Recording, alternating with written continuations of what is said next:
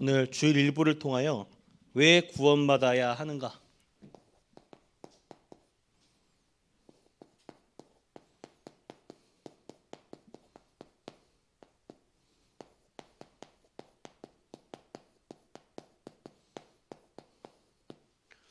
원래는 17절까지의 말씀인데 오늘 간략하게 7절까지만 합독을 하였습니다. 로마서는 구원에 대해서 올바른 구원관을 확립하는 성서예요. 로마서를 통해 우리의 구원관을 확립하길 바랍니다. 이 축복을 누리는 증인 되길 바랍니다. 이 로마서의 배경이 쓰여진 배경이 바울이 고린도라는 지역에서 이 편지를 작성하였는데 당시 로마에 있는 그리스도인을 향하여 쓴 편지입니다. 전도자 바울은 그에게 있어 땅끝은 그 당시 시대의 강대국인 스페인, 스바냐였어요.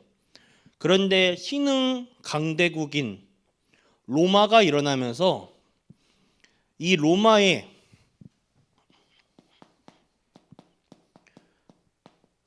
그 당시 최강대국 로마의 모든 전 세계 엘리트들이 집결하는 거예요. 스바냐에 있는 학자들도 일로 간 거예요. 이 엘리트들이 로마 내부의 정치, 교육, 경제, 사회를 담당하면서 로마의 톱니바퀴가 되었습니다. 로마를 움직이는 거예요. 거기다가 그 강대국인 로마가 다른 나라, 약소국, 약한 나라 이런 나라들을 침략을 해서 우상 신전을 세우고 전 세계에 귀신 문화를 퍼뜨리는 짓을 했어요. 지금 어린아이들이 읽는 책 중에서 그런 책 있잖아요. 그리스 로마시나 만화로 된 책 있잖아요. 거기에 보면 그 제우스, 비너스 이런 신들이 그 당시에 로마가 섬기는 신입니다. 거대한 신전을 만들어서 이 우상 숭배를 후대들에게 전 세계 곳곳에 깔아가지고 귀신 문화를 퍼뜨리는 거예요.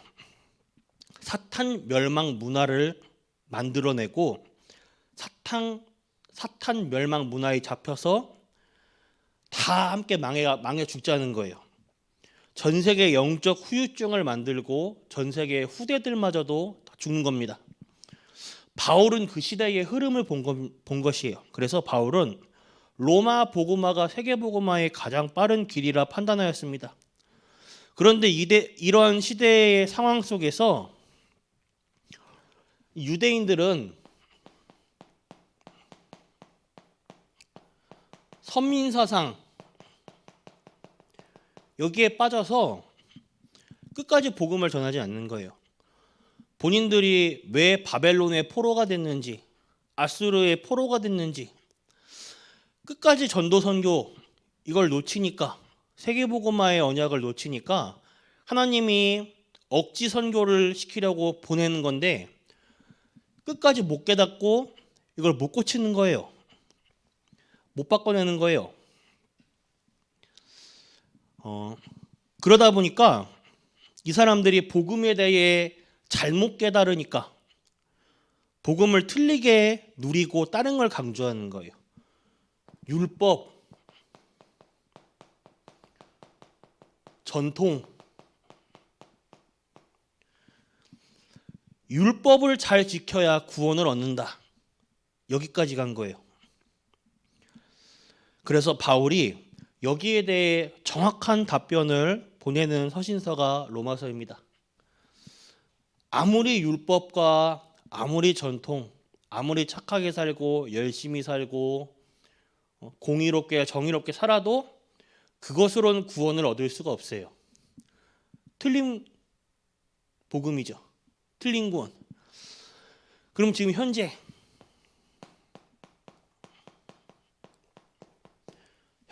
오늘날의 상황은 지금 우리의 현장입니다.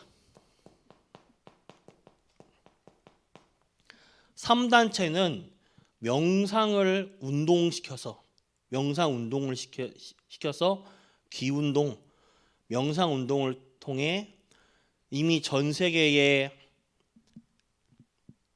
사람 내면에 있는 한 차원 다른 힘, 영적 세계, 이 부분을 이 사람들은 깨달았어요.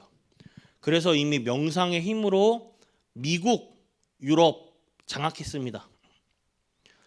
3단체는 이 비밀이 있어요. 영적 비밀을. 무슬림 하루 5번 기도합니다. 밥 먹다가도, 공장에서 일을 하다가도, 전쟁 중에 총 쏘다가도 자기네들 기도 시간 되면 딱 그 자리에 하던 거 멈추고 메카를 향하여 하루에 5번 기도해요. 실제로 그 기도의 응답을 누리고 있어요. 단순히 이 사람들이 본인들의 교리가 구원받기 위해서 하기보다는 그것을 할 때에 본인들의 영적 체험이 있는 거예요. 많은 대체 종교들, 틀린 기도, 틀린 응답으로 영적 주도권을 잡고 있습니다. 근데 문제는 복음이 아니라 잘못된 틀린 것, 다른 것을 붙잡으니까 현장에는 영적 후유증이 남는 거예요. 이렇게 말하면 못 알아듣죠. 애들은 못 알아듣더라고요. 정신병. 많은 영적 문제를 낳는 거예요. 지금 현장은. 이런 와중에 이들을 살려야 하는 복음 가진 우리 성도님들은 기도가 무엇인지를 놓치고 있어요. 지금. 기도를 아예 놓치고 있고 다른 세계, 내면 세계의 영적 세계를 놓치고 있어요. 실제 이 비밀이 없어요. 그러니 이걸 지금 다 이미 다른 곳에 다 빼앗기고 있죠. 실제로 3단체, 무슬림, 이런 대체 종교 이런 애들은 그 영적 비밀의 힘을 얻어 작품을 낳고 경제, 사회, 문화 모든 부분에 통틀어 응답을 얻고 다 뺏어가고 있어요. 지금. 그런데 우리 기독교인들은 아무 응답도 없고 힘도 없고 그런 상황이에요. 지금. 우리 안에 기도의 힘, 기도의 비밀을 갖춰야 됩니다. 그래서 서밋 기도. 하나님 안에서 나를 찾는 기도를 세팅하시길 바랍니다. 이 기도를 하다 보면 여러분들 안에 중요한 게 하나가 나와요. 내 안에 영적 세계관이 세팅됩니다. 성경 속의 렘넌트들은 이 응답을 받았습니다. 특별히 이번 주 강단을 통하여서 대표적인 모델 중에 한 명인 요셉, 그 요셉의 기도가 나왔어요. 요셉은 어떻게 기도하였냐? 요셉이 기도하였더라 또는 요셉이 무슨 내용을 가지고 기도했더라라는 부분은 성경에 없습니다만 그 요셉을 통하여서 주변 사람들이 하나님 살아계시구나 이걸 체험하고 요셉을 통하여서 요셉이 정말 기도의 사람이라는 것을 발견했어요.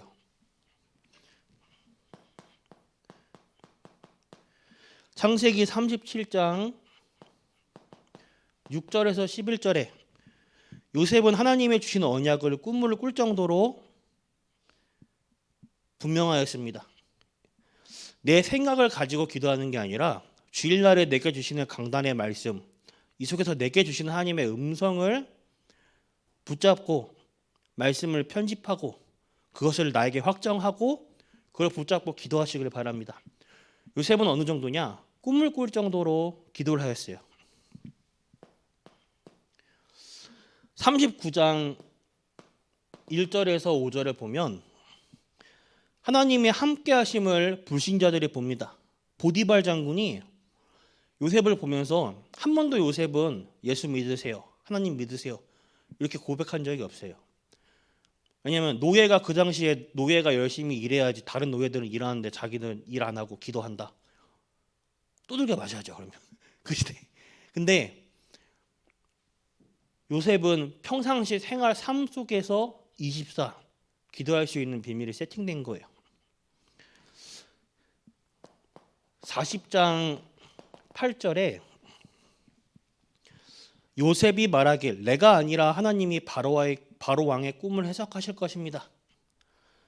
하나님이 하신다 이거예요. 이 정도로 확신하는 거예요. 하나님 함께 하심을 누리는 거예요. 41장 38절에 세계의 왕 바로 왕이 요셉을 보면서 요셉이 가지고 있던 기도의 망대를 확인합니다. 야, 이처럼 하나님의 영에 형통된 사람이 없구나. 그 당시에 많은 주술사, 무당, 많은 뛰어난 사람들이 있었겠지요. 그런데 이 사람들이 따라올 수가 없는 거예요. 영적인 힘이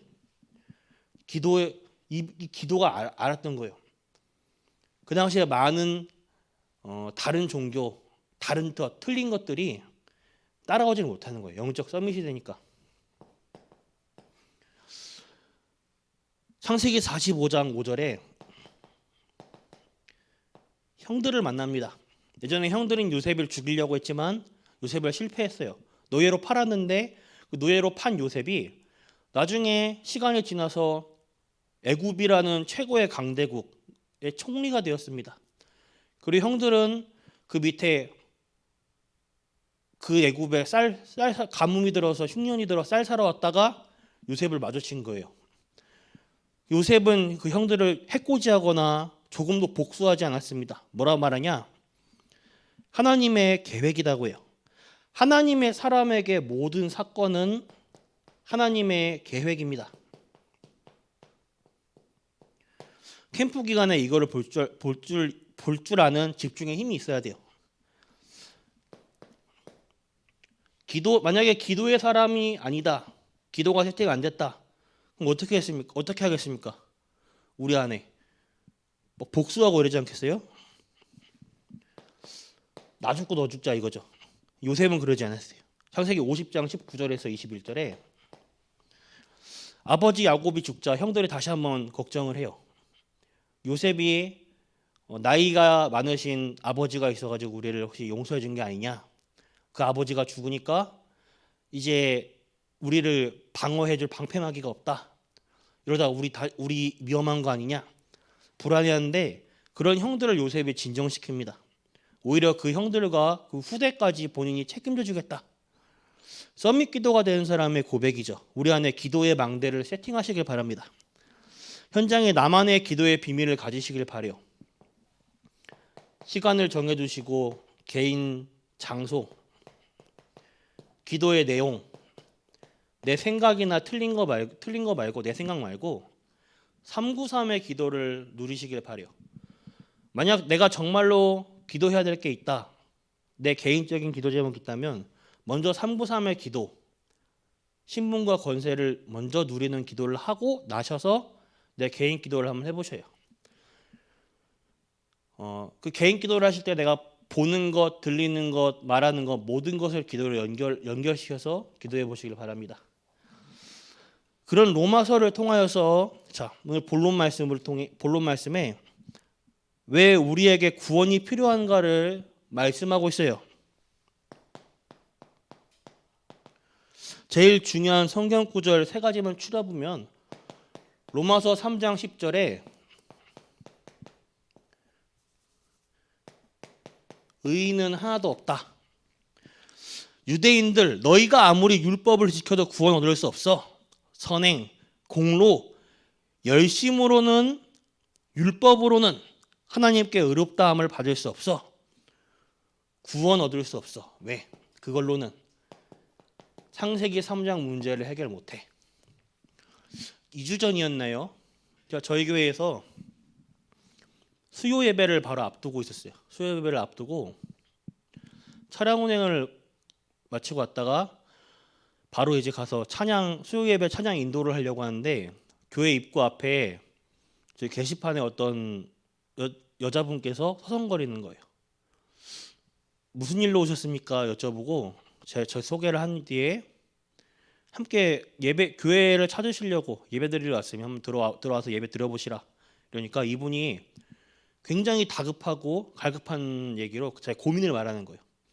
제가 이제 주목이다 이렇게 제 직분을 말하고 이렇게 말하니까 그러시냐면서 교역자니까 상담을 하는 거예요. 다급하게. 지금 교회를 찾고 있다는 거예요. 이 동네 이사 오셔서 교회를 찾고 있는데 본인이 왜 교회를 가려고 하냐? 교회를 열심히 다니고 신앙생활을 열심히 해야 천국에 가는 거지요. 아무래도 이제 이 성도님께서는 주변에 혹시 이제 소천하시거나 상을 당하신 분이 있었나 봐요. 그래서 그 주간에 죽음에 대해서 굉장히 이분이 고민을 많이 한 것 같아요. 저한테 한 얘기가 다급하게 예수 믿으면 천국 갈 수 있는 거죠. 신앙생활 교회 열심히 다니고 예배 열심히 드리고 그래야 우리 천국 가는 거겠지요. 저한테 이렇게 여쭤보는 거예요.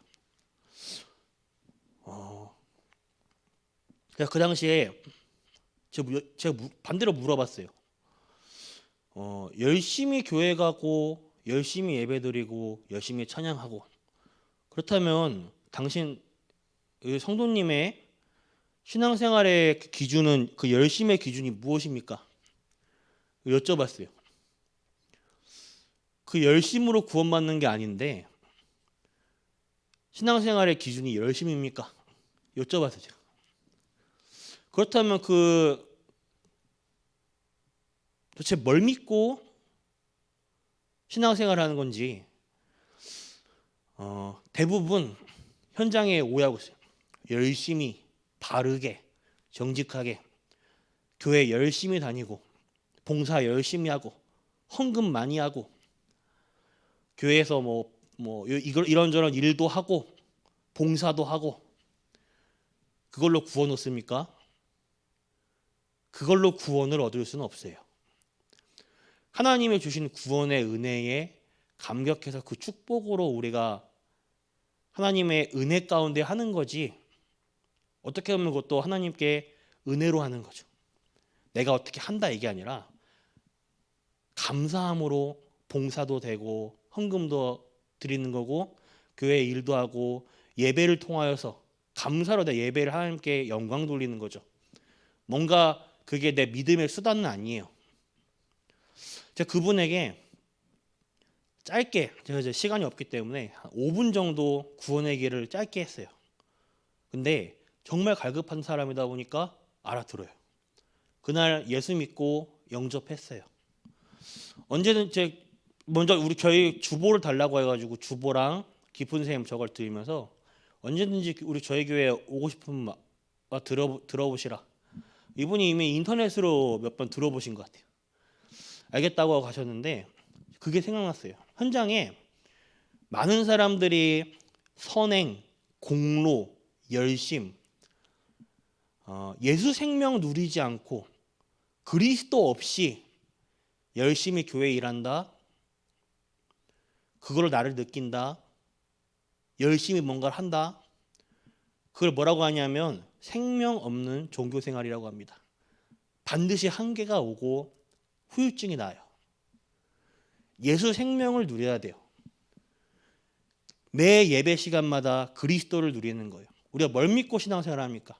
그리스도 믿고 신앙생활하는 거예요. 모든 인류는 창세기 3장의 하나님의 떠난 문제에 속했습니다. 로마서 3장 23절에 모든 사람이 죄를 지었으며 하나님의 영광에 이르지 못하더라. 아니 내가 죄인이라고? 난 죄를 안 지었는데 깨끗하고 바르고 정직하게만 살아왔는데요? 라는 사람을 제가 현장에 본 적이 있어요. 근데 이 부분에 대해 우리가 정확하게 말해줘야 돼요. 죄라는 것을 이해 못하면 사실 복음이 필요 없는 거예요. 그렇잖아요. 얼마나 착하게 살아왔는데 신호등 빨간불일 때 한 번도 무단 횡단 한 적 없고 길거리에 쓰레기 버려본 적 없고 남에게 어떻게 해코지한 적이 없는데 법 없이도 착하게 살 수 있는 사람인데요? 라고 말할 때는 근데 내가 왜 죄인이에요? 라고 할 때는 이거를 이해해 줘야 돼요. 성경이 말하는 원래 죄란 말 그대로 오리지널 죄. 더 깊게 말하면 그 죄의 우리가 생각하는 죄의 자범죄잖아요. 사람을 괴롭히고 때리고 훔치고 죽이고 그 죄의 뿌리가 어디 나오냐? 근원. 하나님을 떠난 죄, 하나님을 모르는 게 죄입니다. 그 뿌리에서 나오는 거예요. 그게 원죄예요. 그 뿌리, 원죄인 뿌리에서 나오는 열매가 우리가 지는 자범죄예요. 사람을 해코지하고 나쁜 짓 하고에게 그 열매예요.